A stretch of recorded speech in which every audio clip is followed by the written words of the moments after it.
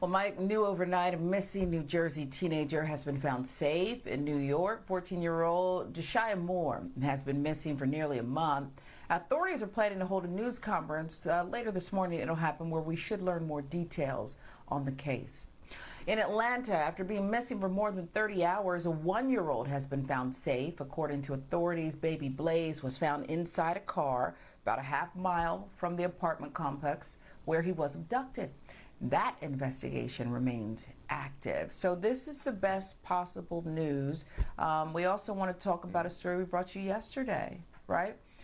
This is the one I'm talking about. So we'll lead into it naturally. But this is the best possible news, Mike. I'll let you react first. Yeah, I mean, look, anytime that a kid or a child is reunited with their family and they're in good health and it's not a death and they're found alive, I mean, it's great. I mean, so it worked in this case. I don't know the complete details behind the Josiah Moore situation in New Jersey. I know we did have her mom and I believe a family member on the air pleading for her to return. She's safe.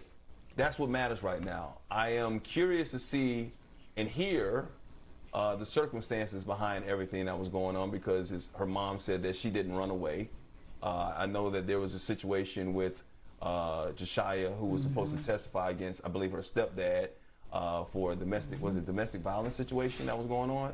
So I'm just curious to hear what the reason was with Josiah, where she was, what she's going to say, and the circumstances behind that, because we talked about this yesterday. The people who get the attention. And we wish we could put every single missing person, especially children, on the air and give them that attention. And like we talked about the Gabby Petito situation, and we need to see more black and brown people get the attention like Gabby Petito got and that coverage that they got.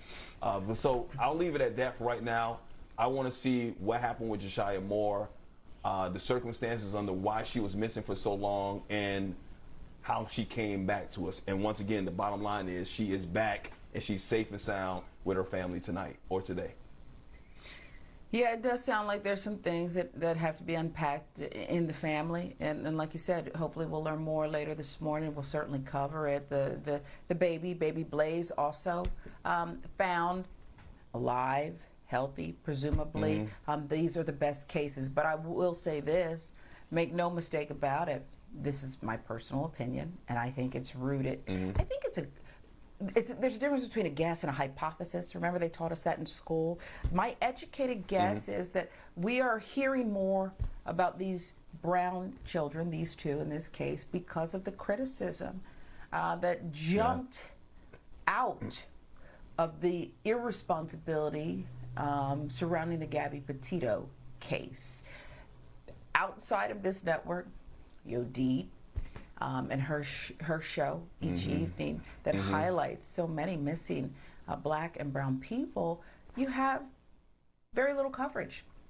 And what really gets my ire is, I was reading an article online yesterday as I learned more about Josiah, and it was from the same outlet, a cable outlet, who had done nothing but just race to the bank over missing white woman syndrome and Gabby Petito. And they were covering this case and asking other parents of missing black children and a Native American father how they felt about, the disconnect and the media not giving their children's cases proper coverage. And I'm thinking, it is like someone burglarizing your home and taking your treasures and then coming to you and interviewing you and saying, how does it feel to have so many things that you worked hard for taken from you? It is just the height of hypocrisy. It's like, no, you committed the crime, fool. Why are you asking me about the crime you committed? It is just like, you have no shame. You have no shame. I do want you to cover black and brown children. I want you to be proportionate. I want you to be respectful, that we love our kids and our family and we bleed and all of it, okay? You're not the only ones who have feelings.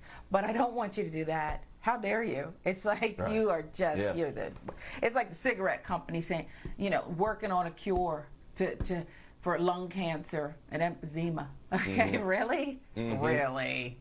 Come on now. Stop. Stop it. It's almost like we Okay. have no memory, or you're insulting our intelligence. It's like, okay, yes, You are. we saw the coverage, and even after they found Gabby Petito, for weeks afterwards, trying to find. Oh, they kept going. Was it her boyfriend or fiance? kept going. It was her fiance. The I'm like, fiance. okay, Yeah. this. First of all, this he wasn't even a suspect in the situation. They were just trying to find the missing white man that supposedly, maybe, because we still don't know if he killed Gabby Petito. And that coverage right there, I'm like, and I know it's other media outlets, and look, everybody has a way of doing things, and the editorial systems, I know they could look at us and say, okay, why are you covering this or whatever? But at the same time, like, there are other people who are missing that you could have been spending that time, those valuable resources on, to try and find somebody who was still alive, who was actually not a suspect, not somebody that was a person of interest in a case. Not that his life didn't matter, don't get me wrong, but at the same time, you know, the young ladies that are missing, the black and brown children who are missing, give them some coverage. Or just don't give anybody any coverage at all. Just put up a full screen every now and then. Because Hey, I don't understand. Michael. I know it. Yeah, Sharon, you understand what I'm saying? I just don't. I don't I do. understand how some people get it. Let me tell you something. And some others don't, and how you decide who gets it. Even if among white people, how do you decide which white woman gets it, and the other white women that me are tell you something. missing, they don't get the coverage. Let me tell you something. Okay, maybe they look a certain way, they're certain ages, blonde hair, I don't know. But I do know this. That's why I brought up the cigarette companies. It is an obsession. You know how people have to wear that patch to quit the smoking? And they come with the warning labels now by law. That's what this kind of white woman syndrome, this missing white woman syndrome coverage, smotherage, should come with. They're going to need a Smotherage, patch yeah. to quit this nonsense. Because as they were writing the articles and doing little 20-second stories here and there, they were still teasing a special. Gabby Petito, what really happened? Finding her fiance.